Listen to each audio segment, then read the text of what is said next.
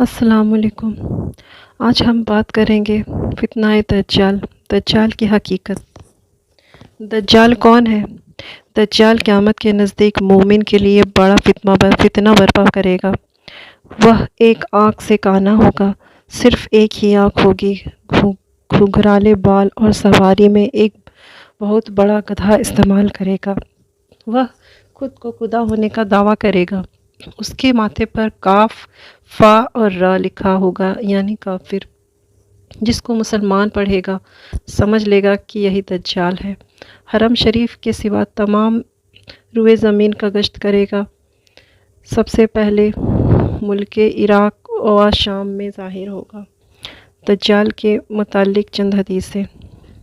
دجال یہودیوں میں سے ہوگا اور عوام میں اس کا لقب مسیح ہوگا۔ بخاری شریف کی حدیث ہے یہ۔ اس کے ساتھ ایک آگ ہوگی جس کو دوزخ تعبیر کرے گا، اور ایک باغ ہوگا جس کا نام جنت ہوگا۔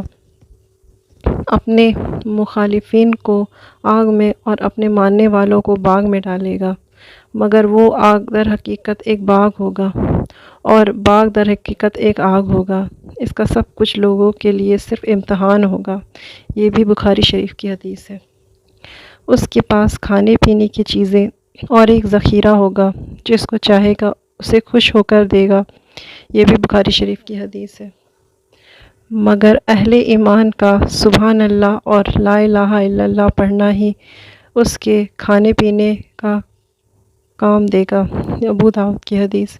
یعنی اہل ایمان بھوکے پیاسے رہنا گوارا کر لیں گے، لیکن اس کے دھوکے میں نہیں آئیں گے اور صبر کریں گے۔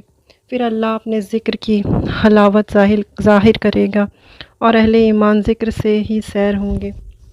دجال کا فتنہ۔ دجال کے چند فتنے کے بارے میں ہے یہ۔ بعض آدمیوں سے کہے گا، میں مردہ ماں باپ کو زندہ کر سکتا ہوں تاکہ اس قدرت کو دیکھ کر خدائی کا یقین کر لوں۔ میں پانی برسا سکتا ہوں۔ زمین کو حکم دے گا وہ سبزی اگائے۔ لوگوں سے کہے گا کہ ہم کو خدا مانو۔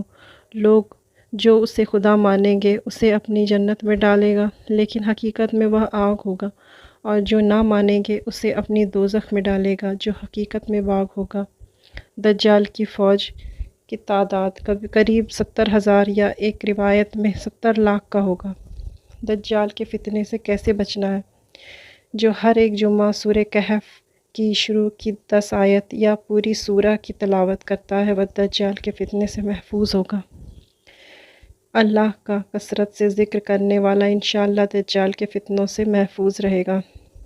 آپ صلی اللہ علیہ وسلم کی حدیث کا مفہوم ہے کہ جب دجال کا ظہور ہوگا تب مومن پہاڑوں کی طرف رخ کر کے دجال کے فتنے سے بچیں گے۔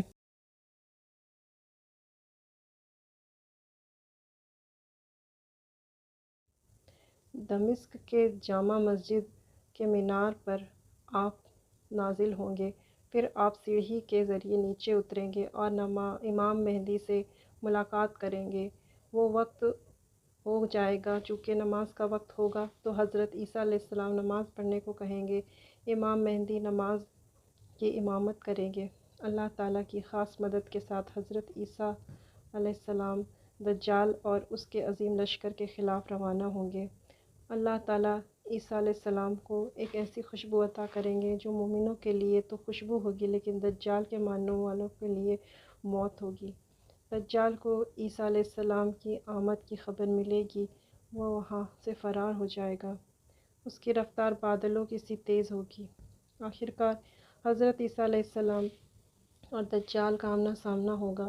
اس جگہ کا نام ند ہوگا جو کہ فلسطین میں واقع ہے۔ آپ خاتمہ کریں گے اور انشاءاللہ یہ تو ہو کر رہے گا۔ یہ آخری دور ہوگا۔